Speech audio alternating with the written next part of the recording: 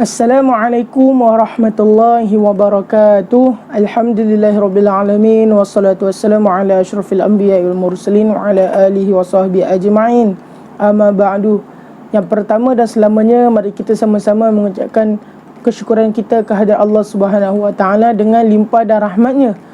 Maka kita dapat sama-sama hidup di atas muka bumi Allah Subhanahu wa taala dengan sihat dan walafiat. Jadi yang keduanya ialah kami berterima kasih kepada Miss Kausar Ismail Anunu sebagai pensyarah kami dalam bidang peraturan dan undang-undang perancangan Islam kerana telah memberi tajuk ini kepada kami. Tanpa membuang masa, saya akan memperkenalkan kepada anda semua pembentang-pembentang yang akan membentang kepada kalian semua. Yang pertama adalah Muhammad Umar bin Zainul. Beliau akan membentangkan tentang pengenalan dan sebagai pembentang yang pertama. Yang kedua adalah Muhammad Arifin bin Azlan. Beliau akan membentangkan tentang peranan Kementerian Haji dan Umrah Arab Saudi serta sebagai pembentang yang kedua. Yang ketiga adalah Fazwan Halak bin Syahrum. Beliau akan membentangkan tentang peraturan berkaitan umrah yang perlu dipatuhi oleh agensi pengembaraan dan sebagai pembentang yang ketiga.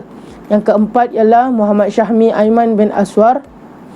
Beliau akan membentangkan tentang peraturan berkaitan haji yang perlu dipatuhi oleh pengelola jemaah haji dan sebagai pembentang yang keempat. Yang kelima adalah Muhammad Syahmi bin Rahizi, iaitu saya sendiri. Saya akan membentangkan tentang larangan yang dikenakan oleh kerajaan Arab Saudi terhadap jemaah semasa berada di Tanah Suci dan sebagai pembentang yang kelima.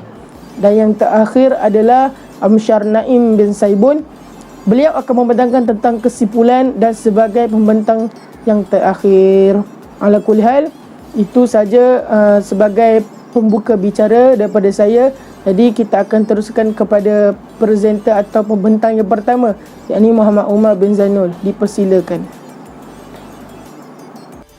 Assalamualaikum warahmatullahi wabarakatuh. Nama saya Muhammad Umar bin Zainal Arifin. Saya dari kelas 5D. Saya sebagai presenter yang pertama akan menerangkan tentang pengenalan. Pengenalan tentang tajuk peraturan kerajaan Arab Saudi terhadap pelaksanaan haji dan umrah oleh jemaah luar negara. Isinya, jemaah dinasihatkan tidak terlibat di dalam aktiviti yang menyalahi undang-undang Arab Saudi atau membawa sebarang elemen yang terlarang di Arab Saudi. Mereka juga bertanggungjawab mematuhi segala peraturan dan undang-undang yang ditetapkan oleh kerajaan Arab Saudi sepanjang berada di negara tersebut. Selain itu, jemaah juga dinasihati agar memahami budaya hidup masyarakat Arab melalui bahan-bahan bacaan yang berkaitan. Yang kedua, bagi rakyat jemaah yang meninggalkan Arab Saudi, sama ada secara final exist, selesai melakukan ziarah atau sebabkan faktor lain termasuk selesai melaksanakan ibadah haji dan umrah, sila pastikan segala liability, tuntutan mahkamah, tuntutan cukai, hutang piutang dan sebagainya dengan mana-mana agensi kerajaan atau swasta di Arab Saudi atau negara-negara teluk dalam kurungan GCC telah diselesaikan sepenuhnya. Kegagalan menyelesaikan boleh menyebabkan jemaah berhadapan masalah termasuk ditahan oleh pihak berkuasa Arab Saudi daripada meninggalkan negara berkenaan tanpa sebarang notis. Selain itu, jemaah juga berkemungkinan berhadapan masalah untuk memasuki Arab Saudi untuk kali yang berikutnya sekiranya isu-isu tersebut belum diselesaikan. Sekian daripada saya. Saya akan berikan kepada presenter seterusnya. Terima kasih. Assalamualaikum warahmatullahi wabarakatuh. Nama saya Muhammad Arifin bin Azlan daripada kelas DPSU 5E. Hari ini saya nak membentangkan tentang peranan Kementerian Haji dan Umrah Arab Saudi. Okey, seperti kita tahu, kementerian ini perlu menjamin ketibaan dan pelepasan para jemaah dan pelawat dengan selamat tiba di Arab Saudi untuk haji atau umrah. Kementerian ini bertanggungjawab dalam merancang pembangunan, melaksanakan dan mengurus perkhidmatan yang diberi kepada para jemaah dan pelawat dua masjid suci. Okey.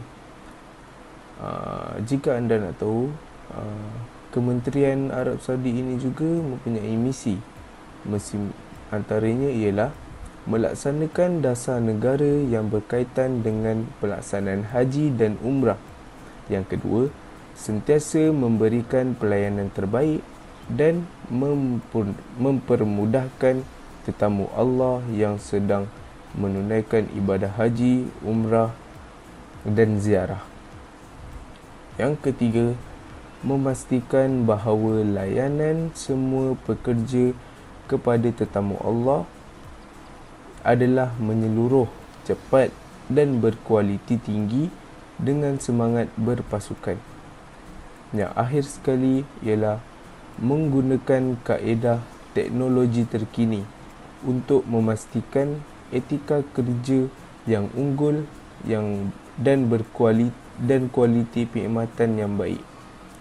Seterusnya saya akan menerangkan tentang tujuan Kementerian Arab Saudi.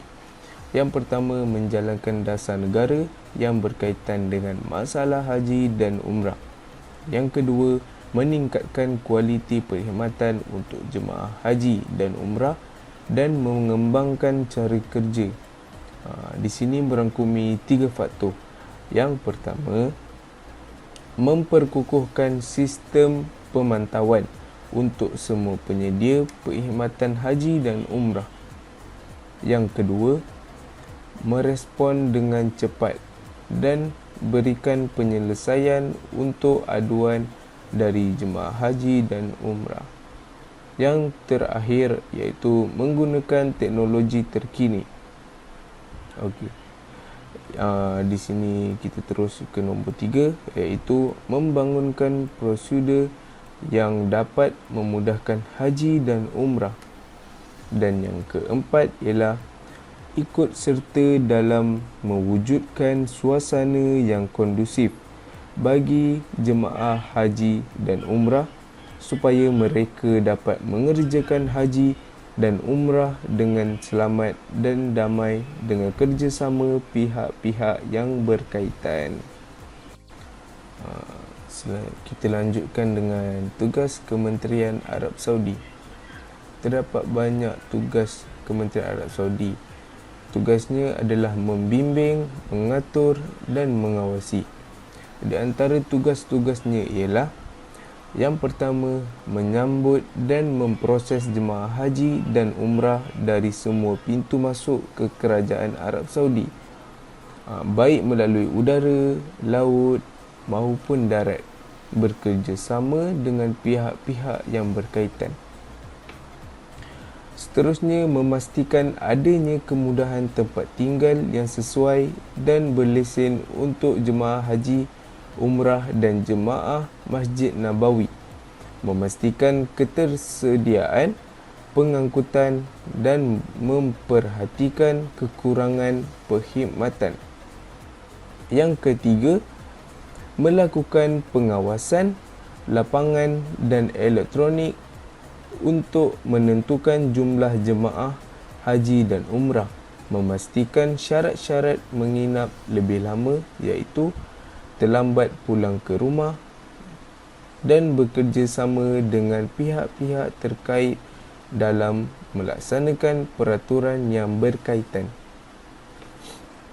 Yang keempat, mengadakan perjumpaan dengan agensi pelancongan haji dari pelbagai negara untuk mengatur jemaah haji dan umrah. Yang kelima, mengatur keberangkatan jemaah haji ke Maisir. Yang keenam, mengatur kepulangan jemaah haji dan umrah. Yang ketujuh, membimbing jemaah sesat dengan kerjasama Persatuan Pemandu Arab Saudi. Yang akhir sekali ialah menyiapkan rancangan untuk mengatur keberangkatan jemaah dan menyediakan kemudahan kesihatan dan keselamatan. Assalamualaikum warahmatullahi wabarakatuh. Saya Fazwan Halak bin Syahrul Jamil daripada kelas BP SHU 5E. Hari ini saya akan membentangkan tentang peraturan berkaitan umrah yang perlu dipatuhi oleh agensi pengembaraan. Hari ini saya akan membentangkan dua syarat, antaranya syarat baru dan syarat lama. Syarat baru yang perlu dipatuhi oleh semua agensi pengembaraan di Malaysia adalah Arab Saudi membenarkan jemaah luar berusia 18 sehingga 50 tahun untuk mengerjakan ibadah umrah selepas mengumumkan permit kebenaran dibuka mulai 1 November ini. Antaranya yang saya dapat dalam petikan adalah berdasarkan di petikan Berita Harian dari Ahmad Mazud berkata, berkemungkinan besar sekiranya penularan pandemik COVID-19 semakin menurun dan terkawal di Arab Saudi, kelonggaran termasuk had umur dan jumlah jemaah akan dipertimbangkan. Jika sudah terkawal nanti, berkemungkinan Arab Saudi membenarkan umrah dibuka untuk semua kategori umur. Saya sarankan umat Islam bersabar dan tunggu perkembangan yang akan disampaikan kelak. Ini antaranya. Peraturan pertama adalah jemaah akan dibahagi menjadi 12 grup setiap 24 jam serta jemaah akan dibahagi selama 3 jam dan akan diiringi oleh guide, pembimbing kita lah. Maksud peraturan satu ni, jemaah akan dibahagi menjadi 12 grup ni kiranya macam di Masjidil Haram, kita akan buat 24 jam, masjid tu akan dibuka 24 jam.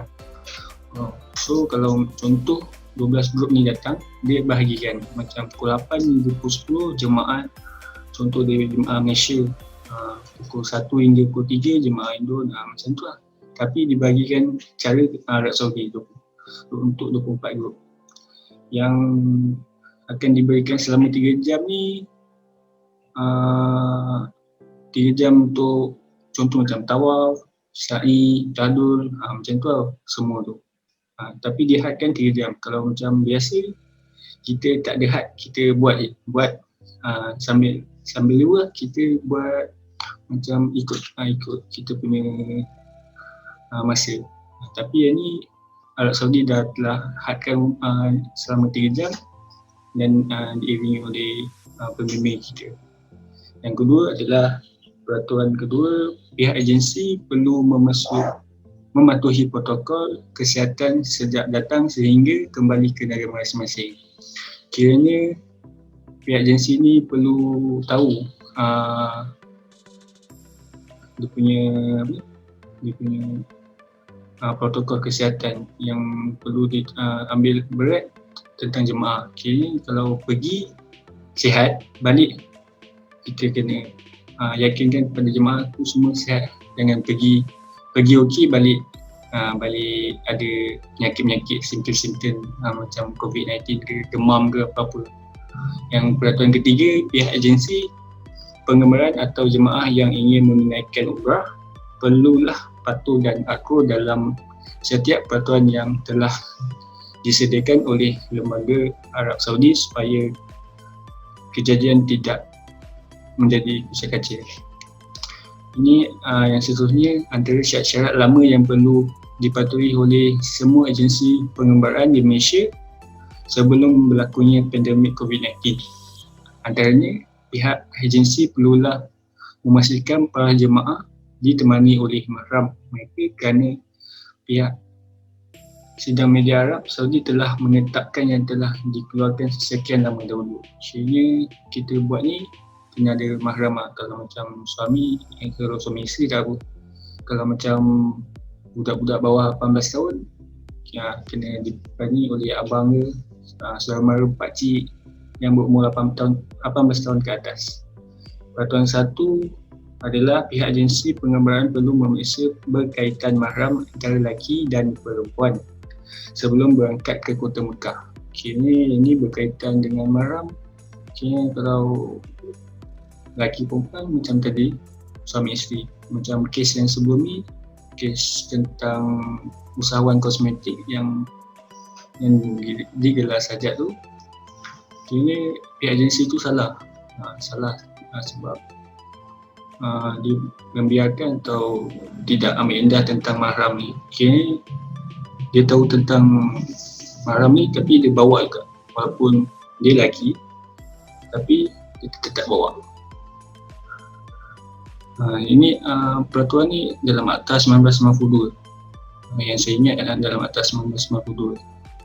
Yang seterusnya, peraturan kedua, wanita yang umurnya kurang daripada 45 tahun ke bawah perlulah ditemani oleh mahram seperti ayah, pakcik saudara, abang, siapa-siapa yang kira mahram. Kira kalau perempuan yang 45 ke bawah ni, dia kena teman. Kalau 45 tahun ke atas, dia nak pergi seorang ke, nak pergi berkumpulan pun tak kisah, sebab dah telah lepas daripada had umur yang telah ditetapkan oleh Arab Saudi. Okey, itu saja daripada saya. Fazlan Halak bin Syarul Jamil. Assalamualaikum warahmatullahi wabarakatuh. Nama saya Muhammad Syamil Aiman bin Muaswar dari kelas di PSU 5F. Saya akan menerangkan tentang peraturan yang perlu dipatuhi oleh pengelola haji berkaitan haji. Yang pertama, definisi pengelola haji adalah agensi pelancongan yang diiktiraf oleh tabung haji dan diberikan tanggungjawab untuk mengelola para jemaah haji yang menggunakan perkhidmatan pakej haji swasta. Peraturan berkaitan haji yang perlu dipatuhi oleh pengelola haji ialah menjaga kebajikan jemaah semasa di tanah suci dan di tanah air. Contohnya ada jemaah sakit ke, bagi ubat, bawa pergi klinik, dia macam memberi perhatian, memberi kebajikan maknanya mengambil berat tentang jemaah. Seterusnya ialah perjalanan dan dokumen diurus dengan cekap. Contohnya macam pasport, visa, semua tu diurus dengan cekap lah. Pengangkutan untuk jemaah di tanah air dan di tanah suci mestilah disediakan oleh agensi. Maknanya untuk memudahkan perjalanan jemaah lah. Tak ada baru nak cari bas ke, nak cari kereta ke kan, untuk bergerak semua. Lepas tu sajian makanan hendaklah sesuai dan disediakan seperti yang ditetapkan ataupun dinyatakan dalam pakej. Contoh dalam pakej sebut makanan sedap-sedap kan, tiba-tiba bila sampai, bila dah ni makan biasa-biasa. Lepas tu memastikan perkhidmatan yang disediakan untuk jemaah sama seperti dinyatakan di dalam pakej. Contoh dalam pakej nyatakan dalam satu bilik 2 orang, tiba-tiba satu bilik 5-6 orang. Jadi tak boleh lah, dia kena sama macam tu. Contoh ketidakpatuhan syarikat yang boleh dikenakan demerit. Yang pertama, kapasiti jemaah dalam bilik. Macam saya saya bagi tahu tadi. Dalam bilik tu cakap ada satu bilik tu cakap untuk 2 orang. Lepas tu dalam bilik tu ada ni, ada tu, ada kemudahan dan ni. Bila sampai tak ada. Lepas tu dia sekali keluasan bilik dan kapasiti. Dia kapasiti tu besar, tiba-tiba jadi kecil kan. Lepas tu seterusnya, jarak hotel dengan di tanah suci tidak sama seperti dinyatakan dalam package. Cakap 200 meter, 100 meter dari masjid kan. Sebab kan orang-orang tua ke orang-orang bayar package ni untuk dekat dengan masjid. Tiba-tiba 500-600 meter untuk pergi ke Masjidil Haram ke, untuk pergi Masjidil Nabawi kan. Lepas tu mutawif tidak bertanggungjawab. Seterusnya mutawif yang tidak bertanggungjawab terhadap jemaah. Maknanya jemaah sesat ke, jemaah tanya ni tak bagi, tak ada, tidak tolong cakap macam tak membantu jemaah lah kan. Macam jemaah kena tipu ke kan, jemaah ajak ni nak pergi ni, jemaah sakit ke. Okay. Lepas tu pengurusan yang tidak teratur. Contohnya dalam package tu, dalam package tu cakap pukul 4 nak pergi sini, pukul 5 nak pergi sini, pukul 6 kita akan pergi sini. Tapi tak teratur. Sampai contoh lagi macam pergi hotel, tiba-tiba kunci bilik pun tak tahu ni nombor berapa, tiba-tiba asing dengan family ke kan. Kita dah bagi tahu untuk duduk dengan family, tiba-tiba asing. Lepas tu dah bagi tahu nak duduk dengan kawan ke kan, macam saudara ke, tiba-tiba duduk dengan orang lain, orang tak kenal kan semua. Okey. Seterusnya harga package yang tersembunyi. Dalam package tu dia cakap lain lah dengan harga yang ni. Maknanya ada benda yang dia tidak bagi tahu. Maknanya ada macam penipuan sikit ke, ataupun sebab benda yang tersembunyi yang kita tak tahu kenapa dia charge macam ni kan. Okey. Okey, seterusnya ialah antara tindakan yang boleh dikenakan oleh pengelola ialah pengeluaran tiket kepada jemaah. Tiap-tiap pengelola jemaah haji ni hendaklah mengeluarkan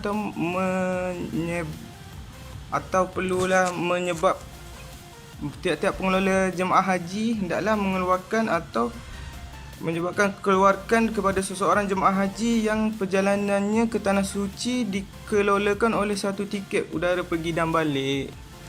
Okey, seterusnya kebenaran untuk mengeluarkan tiket perjalanan sehala. Maknanya lembaga boleh mengeluarkan kebenaran bertulis tertakluk pada apa terma dan syarat yang difikirkan patut dikenakan. Yang memudahkan dikeluarkan kepada mana-mana jemaah haji tiket perjalanan sehala ke Tanah Suci. Okey, seterusnya pengelola ni perlulah orang panggil harga hendaklah ditandakan pada tiket. Maknanya harga tiket contoh 500 ke 600 kan, dia tipu kan, buat tulis situ tak tulis ke macam mana macam tu lah. Assalamualaikum warahmatullahi wabarakatuh. Bertemu kembali dengan saya sebagai presenter yang kelima. Saya Muhammad Syahmi Birwazi daripada kelas DPSU 5D. Saya akan menerangkan tentang larangan yang dikenakan oleh Kerajaan Arab Saudi kepada jemaah di Tanah Suci.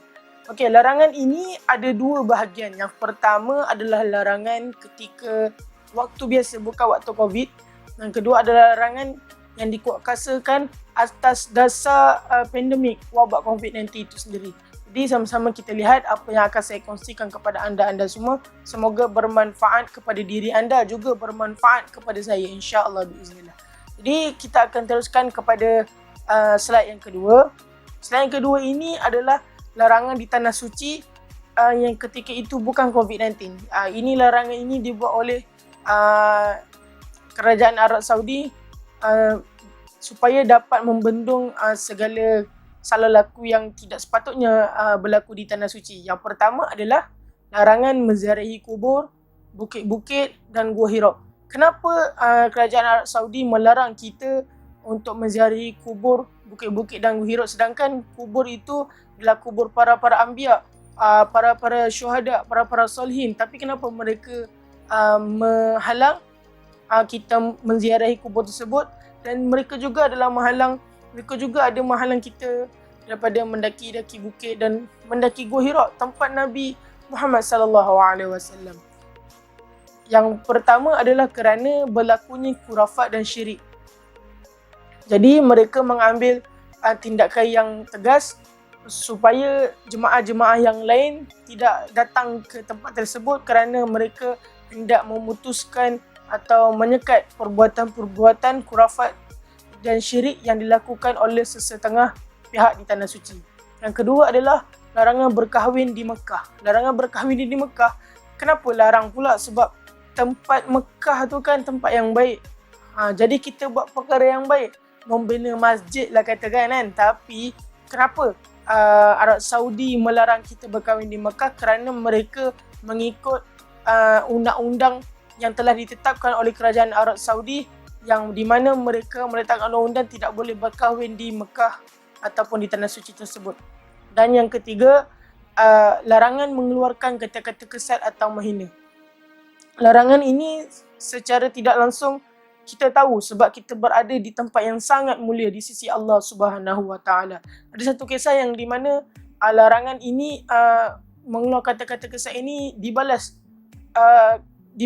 tunai oleh Allah Subhanahu Wa Taala, yang di mana satu si fulan ini telah mengatakan bahawa tandas aku adalah lebih baik daripada tandas di Mekah ini. Maka Allah Subhanahu Wa Taala memberikan satu azab kepada dia, di mana dia tidak boleh membuang air hadas besar.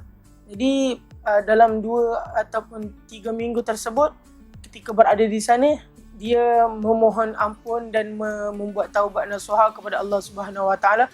Maka Allah Subhanahu Wa Taala mengampunkan dan membenarkan atau mengizinkan dia membuang hadas besar yang telah lama dia tidak buang, atas disebabkan kata-kata kesat atau penghinaan kepada tempat Allah Subhanahu Wa Taala. Jadi ala kulli hal, jadi saya akan teruskan kepada larangan di tanah suci semasa COVID-19. Apa larangan yang dikenakan oleh kerajaan Arab Saudi kepada jemaah ketika COVID-19? Yang pertama adalah larangan tawaf sunat. Kenapa larangan tawaf sunat dihalang, sedangkan larangan tawaf sunat ni dituntut kepada kita? Jadi yang pertama adalah kerana larangan ini dibuat sebab memberi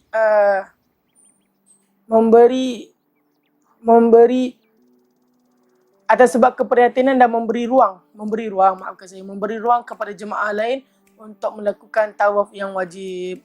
Kalau kita tawaf sunat dan tawaf wajib dia benarkan sekali, maka takut penularan wabak itu akan semakin berkembang dengan sebab apa? Kita berkumpul di Masjid Al-Mukarramah, Masjid Makkah Al-Mukarramah. Yang kedua adalah larangan beriktikaf di masjid. Larangan ini juga disebabkan untuk mencegah berkumpulnya para jemaah di suatu tempat. Maknanya bila kita beriktikaf, takkanlah kita duduk seorang-seorang kan, mesti kita duduk ramai-ramai kan. Perkara tersebut dia menyekat supaya dia takut kita berkumpul dan akan menyebabkan penularan wabak COVID-19 lagi berkembang. Dan yang terakhir adalah larangan berkongsi sejadah. Kenapa larangan berkongsi sejadah? Larangan berkongsi sejadah ini adalah disebabkan oleh untuk menyekat penularan wabak COVID-19. Apa kena mengena dengan sejadah? Sedangkan tempat sujud, bila tempat sujud ni melibatkan hidung, muka dan sebagainya, dia hidung dan muka ini adalah termasuk anggota yang mudah untuk dijangkiti oleh COVID-19. Jadi itu sebablah kerajaan Arab Saudi membuat larangan di larangan semasa COVID-19 dan diperketatkan bagi menyekat penularan wabak COVID-19. Ala kulli hal, itu saja daripada saya. Siru ala barakatillah. Yang baik datang daripada Allah, yang buruk datang daripada kelemahan daripada diri saya sendiri. Moga-moga apa yang saya kongsi kepada anda menjadi manfaat serta menjadi asbab kita masuk ke dalam syurga Allah Subhanahu Wa Taala. Assalamualaikum warahmatullahi wabarakatuh. Assalamualaikum warahmatullahi wabarakatuh. Saya Amsyad Naim bin Saibun dari kelas 5D. Saya ingin membuat kesimpulan terhadap tajuk kami. Okey. Hampir 2 juta umat Islam dari seluruh dunia, termasuk kira-kira 26,000 jemaah Malaysia berwukuf di Arafah semalam. Ibadat haji penting dalam melengkapkan rukun Islam kelima itu. Mereka mula meninggalkan Mekah menuju ke Padang Arafah selepas waktu Zuhur kemarin untuk mengerjakan ibadat wukuf manakala Aidil Adha disambut di tanah suci pada hari ini. Sepanjang di Arafah, Jemaah haji melakukan ibadat seperti wirid, berdoa dan membaca Al-Quran. Padang Arafah adalah tempat dipertemukan Nabi Adam dan Hawa serta tempat pertama di bumi dan di mana Allah menerima taubat umatnya. Di Padang Arafah juga adalah tempat Nabi Muhammad SAW menyampaikan khutbah terakhirnya sebagai syarat untuk melengkapkan ibadat haji masing-masing. Selain itu, semua jemaah hendaklah mematuhi peraturan yang diadakan oleh kerajaan Arab Saudi.